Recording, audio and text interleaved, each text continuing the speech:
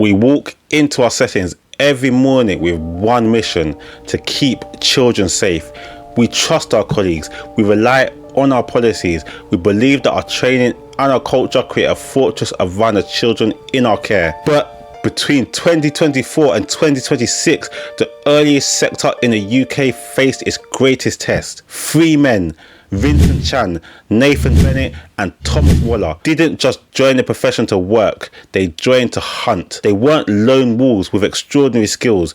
They were colleagues. They are practitioners who exploited our routines, our lone working moments, and even our workplace technology to hide their crimes in broad daylight. To stop the next predator, we need more than just a lanyard. We need professional curiosity. We need to understand the digital blind spot that allowed a room leader to film assaults on a nursery iPad. We need to recognize the institutional grooming used to manipulate entire staff teams. Today, we are conducting a forensic breakdown of these cases. We're going to see exactly what went wrong, what went right, and why you are the most important line of defense in the history of British safeguarding. Let's start with Vincent Chan. Vincent Chan was a 45-year-old room leader. To his colleagues, he was an experienced professional, but to the police, he is one of the most prolific sexual predators the sector has ever seen. His campaign of abuse lasted nearly 2 decades, spanning from his time as a teaching assistant in a primary school to his promotion as a senior nursery nurse. Chan's method was simple. He exploited the digital blind spot. While working at Bright Horizons,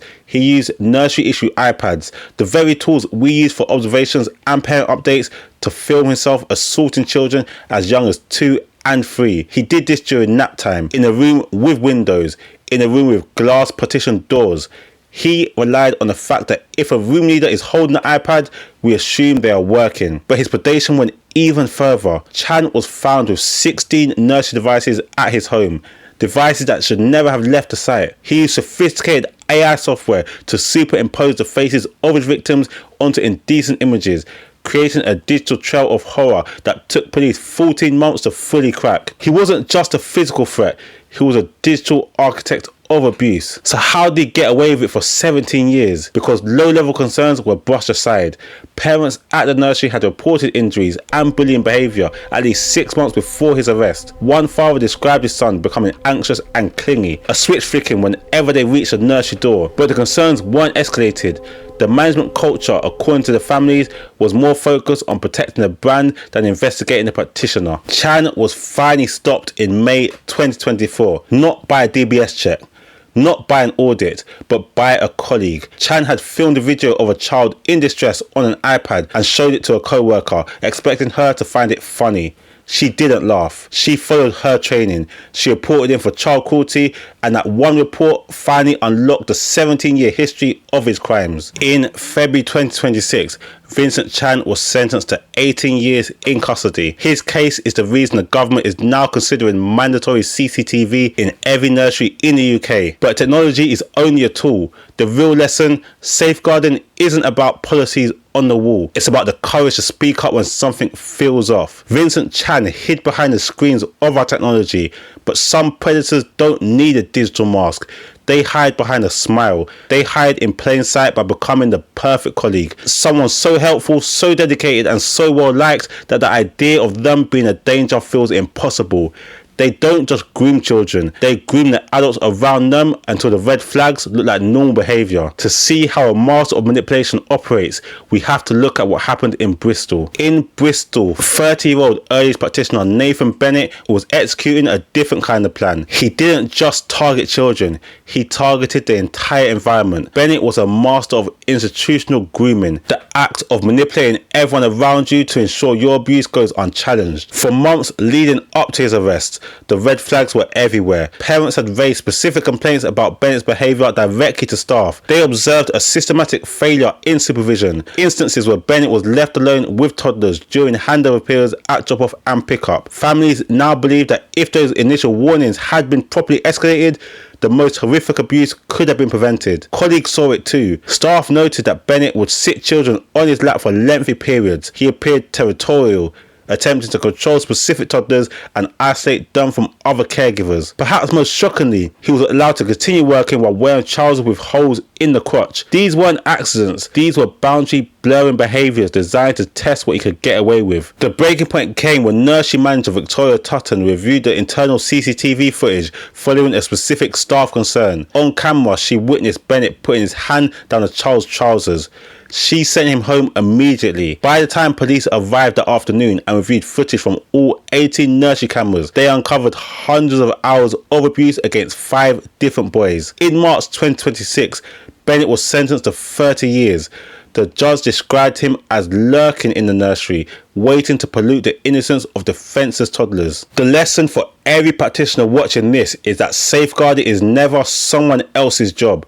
When management fails to listen and when red flags are ignored, the system fails. If Vincent Chan used technology to hide and Nathan Bennett used manipulation to groom, our third case represents a different chilling strategy. Some predators don't spend years building a reputation.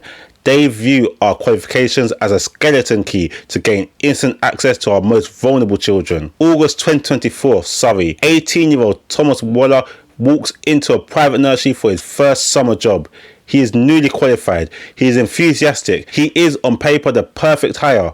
But Waller didn't want a career, he wanted a hunt. Most predators build trust over months. He didn't even wait days. Within 2 weeks of his start date, he had already begun a premeditated blitz of abuse against 2 3-year-old boys. He specifically volunteered for duties most of us see as routine, toileting and changing. But for Waller, these weren't care tasks. These are pockets of isolation. Behind a closed bathroom door, in the time it takes to change a toddler, he committed acts of rape and sexual cruelty that have left families shattered. But Waller made one fatal mistake. He underestimated the speed of a mother's instinct and the precision of modern forensic. The moment a child disclosed what happened in that toilet, the clock started ticking for Waller. The mother acted. The nursery called the police immediately. Waller was arrested that same evening, and even though he sat in an interview room and refused to say a single word, the evidence spoke for him. Forensic teams found the smoking gun, Waller's DNA on the victim's underwear, and on November 14, 2025, at Guildford Crown Court, Judge Claire Harden Frost handed him down a 15-year sentence. She described Waller as a dangerous, calculating predator who entered the profession solely to satisfy his sexual interest in children. He showed no remorse, he took no accountability, and he will be on the sex offenders register for the rest of his life. Thomas Waller proves that a clean DBS is not a force field, it's a snapshot of the past, not a guarantee of the future. When a predator targets a sector specifically for access, our only shield is active supervision. We can never, under any circumstances, allow pockets of isolation to exist. Not in toilets, not in changing rooms, not for a second.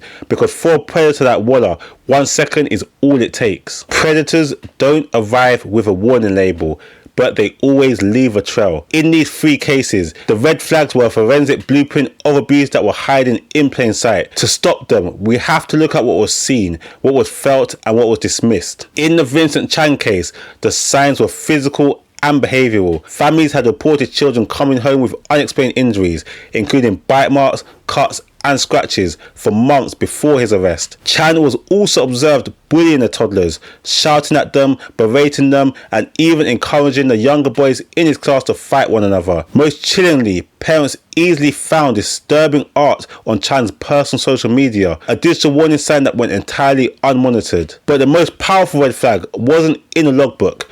It was the children's own reactions. Parents described a psychological switch. Children who were once confident becoming terrified, clingy, and anxious the moment they reached the nursery door. One victim became so traumatized that they were left fearful of being watched even in their own bathroom. This is why we must listen to parents.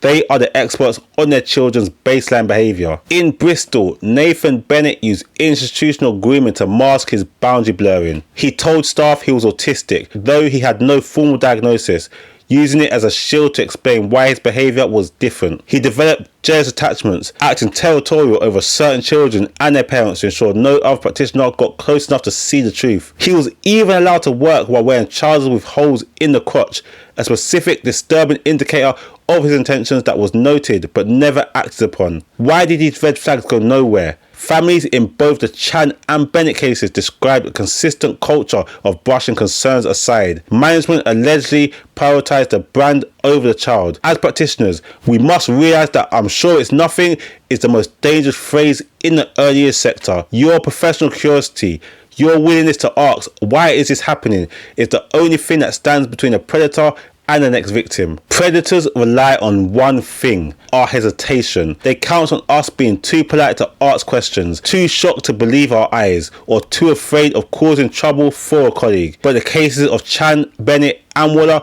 didn't end because the predators got tired. They ended because practitioners like you decided to draw a line in the sand. Vincent Chan's 17-year campaign of abuse ended because one moment and one person. When Chan showed a colleague a video on an iPad of a child in distress, expecting her to find it humorous, she didn't laugh. She didn't stay silent. She recognised that a practitioner who finds a child suffering funny is a danger. Her immediate report of child cruelty was the key that allowed the Metropolitan Police to seize his devices and uncover the full scale of his crimes. That one act of courage potentially saved hundreds of children from future harm. In Bristol, the system worked because the manager, Victoria Tutton, refused to delay. When concerns from parents and staff finally reached a breaking point, she didn't wait for a formal meeting or a week-long investigation. She sat down and reviewed CCTV tapes immediately. The moment she saw Bennett touch a child inappropriately, she sent him home that same day. By the time the sun set on February 26th, Bennett was in a police cell. Because of her speed, he never had a chance to touch another child in that building. And in the case of Thomas Waller, speed was the difference between a conviction and a predator walking free. The moment a child disclosed the abuse to his mother, the nursery team acted with forensic precision. They contacted the police without a second of delay. Because they moved so fast, police were able to recover DNA evidence from the victim's clothing. Evidence that secured a 15-year sentence, even though Waller refused to admit his guilt. In safeguarding, a delay of 1 hour can be the difference between justice and a not guilty verdict. The law has now caught up with our moral duty. Under the Crime and Policing Bill 2025, mandatory reporting of child sexual abuse is now a statutory requirement for every early years practitioner in England. It is now a criminal offence to obstruct anyone from making a report. This isn't just about following policy anymore, it's the law. The heroes of these cases prove that our greatest weapon isn't technology or locks, it's our willingness to speak the truth immediately and without apology. You're not just a childcare worker, you're a guardian. You are the person who sees what others miss. When you trust your gut, when you challenge a colleague, and when you report without delay, you are the most powerful force in the child protection system. Understanding the theory is a vital first step, but putting it into practice is where the real impact happens. Safeguarding isn't just a set of rules, it's a culture of alertness, empathy and action. As you move forward from this session, remember that your intuition is one of the most valuable tools. If something feels off, it usually is. Your role isn't to solve every problem alone, but to be the bridge between a person in need and the support that they deserve. And I want to thank you for the work that you do. By staying informed, you're already making the world a safer place for the most vulnerable among us. The cases of Vincent Chan, Nathan Bennett and Thomas Waller have changed the earliest sector forever. They proved that predators don't always look like monsters, they look like colleagues.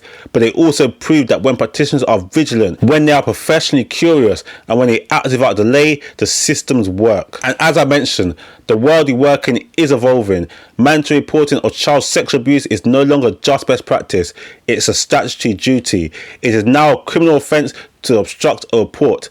At the same time, the government is moving towards more frequent offset inspections and a potential for mandatory CCTV across all settings. The bar for safeguarding has never been higher and the responsibility has never been clearer. There's not an expectation for you to be a detective, but there is an expectation for you to be a guardian.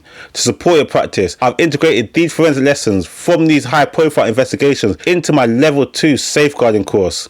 This course is designed for practitioners like you to help you spot the institutional grooming that Bennett used, to close the digital blind spots that Chan exploited, and to ensure that pockets of isolation like the ones Waller hunted are eliminated forever. This is an also recognised qualification and CPD certified. Plus, as you watch this video, you can get 20% off the course using discount code SAFEYouTube. This isn't just about compliance, it's about confidence. It's about knowing exactly what to do when your gut tells you something is wrong. It's about making sure that your nursery is a place where children thrive and predators have nowhere to hide.